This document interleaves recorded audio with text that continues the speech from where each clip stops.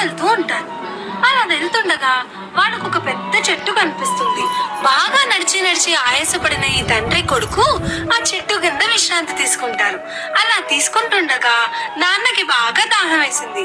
నాన్న కొడుకుని పిలిచి అక్కడ ఎదురుగా కనిపించిన చెరువులోంచి నాకు కొన్ని నీళ్లు తీసుకురా అని చెప్తాడు. అలాగే అని అక్కడికి వెళ్ళిన కొడుక్కి అక్కడున్న నీళ్లు చాలా చిరాగ్గా కనిపిస్తాయి, బురదగా కనిపిస్తాయి. ఎందుకంటే అప్పుడే కొంతమంది ఆ నీళ్లలో బట్టలు ఉతుకుతూ గేదెల్ని తోముతూ కనిపిస్తారు. అప్పుడు ఆ నీళ్లు తేకుండా అబ్బాయి వచ్చి వాళ్ళ నాన్నకి అదే విషయం వివరంగా చెప్తాడు. అప్పుడు వాళ్ళ నాన్న, ఒక పని చెయ్యి, మళ్ళీ చెరువు దగ్గరికి వెళ్ళు, ఈ పాటికి ఆ పనులన్నీ వాళ్ళు పూర్తి చేసి ఉంటారు, కాసేపు వెయిట్ చేయి, అప్పుడు నీళ్లు తీసుకురా అని చెప్తాడు. ఈ అబ్బాయికి అర్థం కాదు, కానీ నాన్న మాటని కాదనలేక మళ్ళీ వెళ్ళకుండా నించుంటాడు. అలా నించుని అదే నీళ్ళని కాసేపు చూడగా ఆ బురదంతా కింద పేరుకుపోయి పైనున్న నీళ్లు అందంగా కనిపిస్తాయి.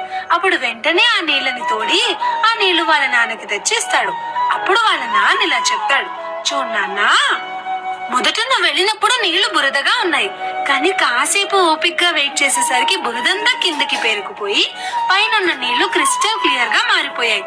లైఫ్ లో వచ్చే కోపం, ఆవేశం, చిరాకు, విసుగు ఇవన్నీ అంతే. అదే కోపం, అదే వేడిలో ఏదైనా డెసిషన్ తీసుకుంటే అది ప్రాబ్లమే అవుతుంది. కాసేపు ఆలోచించి నెమ్మదిగా స్థిమితపడి చల్లారిన తర్వాత ఏ డెసిషన్ తీసుకున్నా అది ఫ్రూట్ఫుల్ గా ఉంటుంది అని చెప్తాడు. లైఫ్ లో కూడా అంతే. కోపంలో, ఆవేశంలో ఏవేవో నిర్ణయాలు తీసుకుని తర్వాత ఆ నిర్ణయాలకి మనమే బాధపడుతూ ఉంటాం. ఎప్పుడు కోపం వచ్చినా, చిరాకు వచ్చినా సహజం, కానీ చల్లారి మనశ్శాంతి వచ్చిన తర్వాతే ఎటువంటి పెద్ద నిర్ణయమైనా తీసుకుంటే మనకే మంచి జరుగుతుంది. ఒక్కసారి ఆలోచించండి. జాగ్రత్త.